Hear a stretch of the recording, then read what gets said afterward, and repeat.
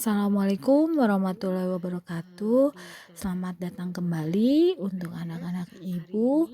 Hari ini ibu akan meneruskan materi pembahasan yang kemarin.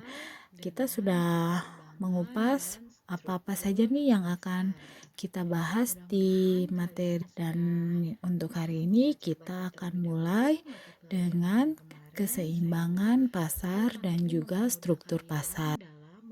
Oke, sebelum kita masuk ke materi, kita mulai dulu. Yang pertama itu adalah tujuan dari pembelajaran. Di sini ada beberapa poin yang harus kalian ketahui dan harus kalian mengerti tujuan dari kita mempelajari materi ini. Menjelaskan pengertian dan faktor-faktor yang mempengaruhi permintaan dan juga penawaran.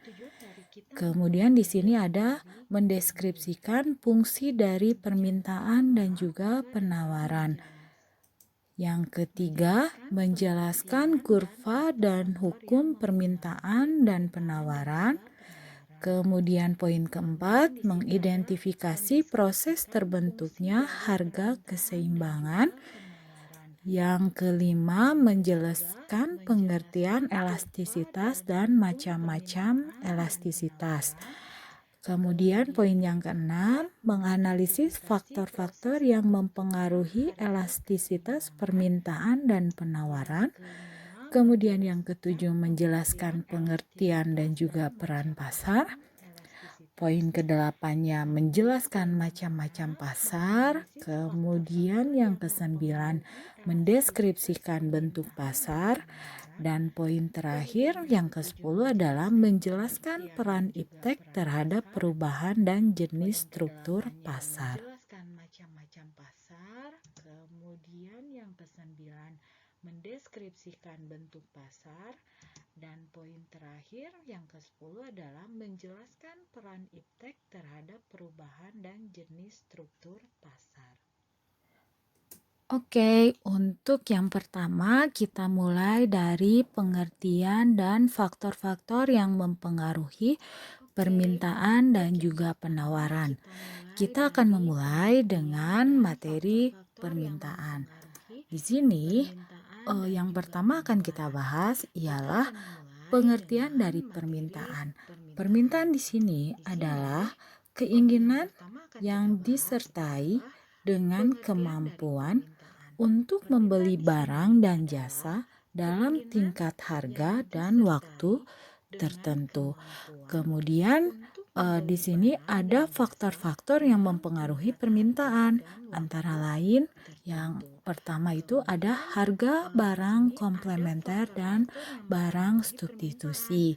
Kemudian di sini jumlah pendapatan. Jumlah pendapatan juga akan mempengaruhi permintaan terhadap suatu barang. Kemudian yang ketiga ada perubahan tradisi, mode dan juga selera masyarakat. Yang keempat, jumlah dan karakteristik penduduk. Kemudian yang kelima, perkiraan dan harapan masyarakat. Yang keenam, ada hari raya keagamaan. Kemudian yang ketujuh adalah kondisi sosial dan juga ekonomi. Kemudian yang ketujuh adalah kondisi sosial dan juga ekonomi. Kemudian sekarang kita lanjut kepada fungsi dari permintaan. Di sini fungsi permintaan itu dipengaruhi oleh banyak sedikitnya barang yang diminta oleh konsumen, yang mana tergantung kepada tinggi rendahnya harga. Maksudnya, jika harga barang naik, ceteris paribus, jumlah permintaan barang akan berkurang. Begitu pula dengan sebaliknya, jika harga turun, jumlah permintaan di sini akan naik.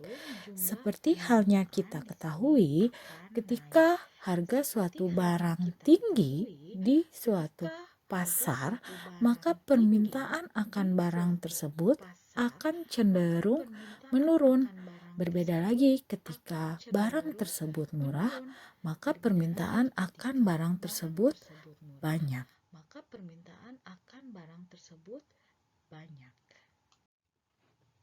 Oke, kita teruskan lagi untuk materinya. Sekarang kita geser kepada penawaran.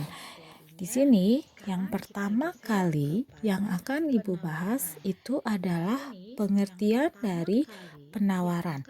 Penawaran di sini adalah kuantitas barang dan jasa yang tersedia dan dapat ditawarkan oleh produsen kepada konsumen pada setiap tingkat harga selama periode waktu tertentu. Maksudnya, di sini jumlah penawaran suatu barang bisa tergantung juga kepada harga barang. Ceteris paribus.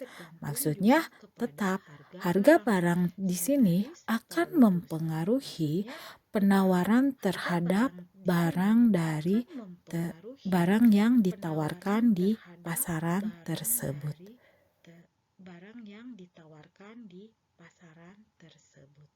Oke, kita akan melanjutkan pembahasan dari materi selanjutnya. Di sini kita akan mengupas tentang kurva dan juga hukum permintaan dan penawaran. Yang pertama yang akan kita bahas adalah bunyi dari hukum permintaan. Hukum permintaan di sini berbunyi, jika suatu harga barang dan jasa meningkat, maka kuantitas yang diminta akan menurun. Sebaliknya, apabila harga suatu barang dan jasa menurun, maka kuantitas yang diminta akan meningkat. Ceteris paribus. Di sini maksud dari hukum permintaan di sini sudah jelas. Ketika harga suatu barang itu meningkat, maka permintaan akan barang tersebut akan turun. Begitu pula dengan sebaliknya. Untuk mempermudah pemahaman kalian, kita ambil contoh dari kurva permintaan. Di sini kita ambil tabel permintaan mengenai barang yang berupa produk bawang merah. Di sini ada harga per kilogram, kemudian ada jumlah yang diminta. Kita ambil contoh harga per kilogram bawang dari mulai harga 5.000, jumlah barang yang diminta itu adalah 10. Kemudian ketika harga naik menjadi 5.200, jumlah barang yang diminta menjadi 8. Kemudian harga naik kembali 5.400, jumlah yang diminta jadi 6. Kemudian 5.600 jumlah yang diminta menjadi 4. Kemudian ketika harga mencapai 5.800 jumlah yang diminta itu akan 2. Dari sini kita sudah bisa mengambil keputusan. Menurut kurva permintaan, price to quantity di sini terjadi penurunan dari harga 5.000 kepada harga 5.800, jumlah yang menjadi turun adalah permintaan akan bawang merah tersebut. Ketika harga 5.000, permintaan tinggi 10. Kemudian ketika harga 5.800, permintaan tersebut akan turun menjadi 2. Itu adalah maksud dari kurva permintaan.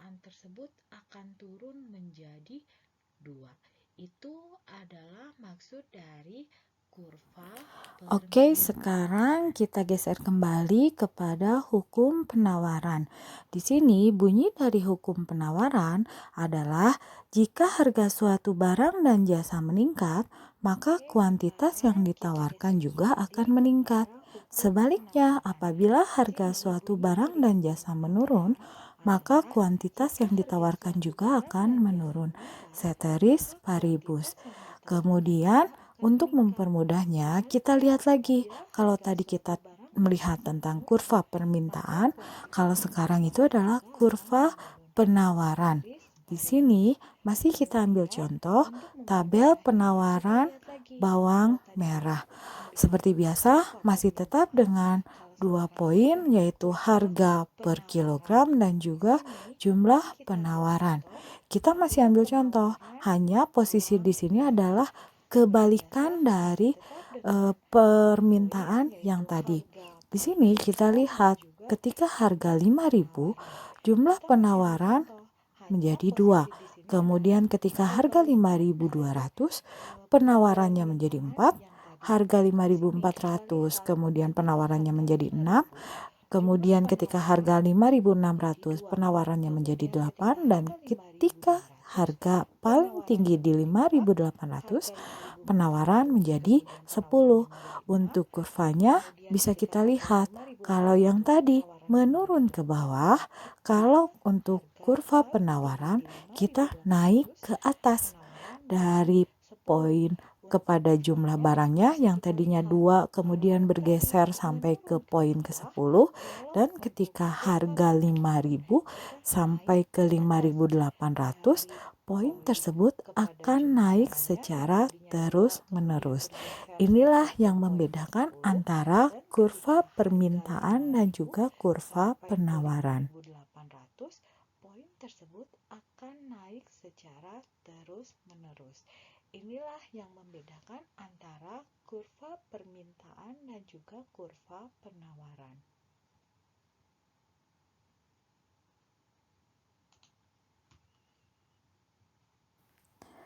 Oke, sekarang kita geser kembali kepada proses terbentuknya harga keseimbangan.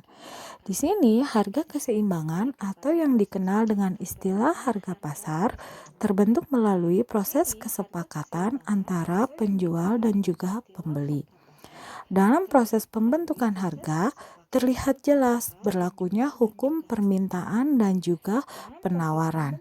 Sebagai ilustrasi di sini antara supply dan demand, keduanya memenuhi posisi atau menempati posisi yang sama antara permintaan dan juga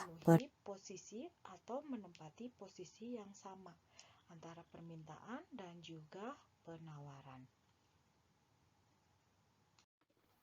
Nah, sekarang kita masuk lagi kepada cara menghitung dari harga keseimbangan.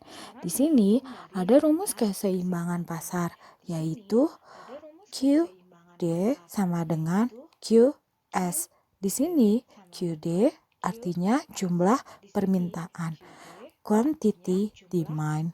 Kemudian yang QS adalah jumlah penawaran atau quantity supply. Kemudian E itu adalah titik keseimbangan, PE adalah harga keseimbangan, dan QE adalah jumlah keseimbangan. Di sini kita sudah bisa melihat dari grafiknya atau dari kurvanya itu ada keseimbangan itu jatuh di titik E.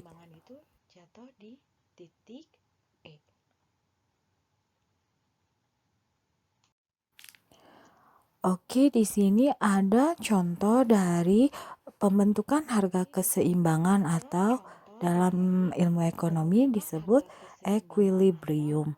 Di sini ada contoh tabel permintaan beras, kemudian ada tabel penawaran beras, dan juga harga per kilogram dari permintaan dan penawaran tersebut. Ketika yang bawah kita lihat dari kurvanya, permintaan beras itu kurvanya menurun. Tapi ketika penawaran beras itu kurvanya naik.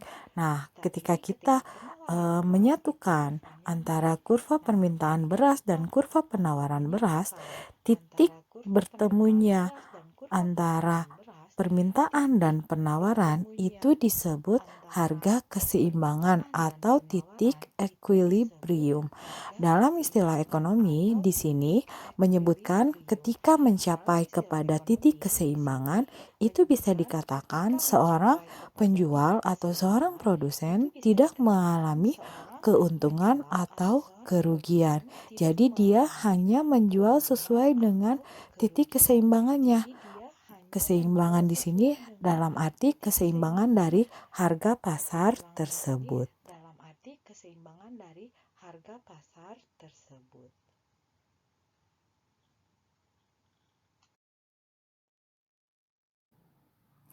Oke, sepertinya pembahasan materi kali ini Ibu cukupkan sekian. Sebelumnya Ibu ingin mengucapkan terima kasih kepada Ibu Ketua Yayasan Pendidikan Handayani 1979, Ibu Dr. Heni Hendrayati SIPMM.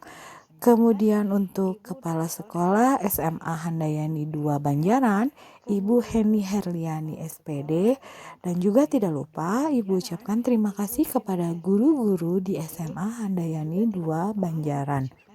Semoga pemaparan materi kali ini bisa memberikan manfaat untuk kalian dan bisa lebih memacu kalian untuk mau belajar dan bersemangat kembali tentang itu. Kita akan meneruskan untuk materi selanjutnya pada pertemuan berikutnya. Terima kasih. Prakarya dan kewirausahaan. Untuk itu, kita akan meneruskan untuk materi selanjutnya pada pertemuan berikutnya. Terima kasih.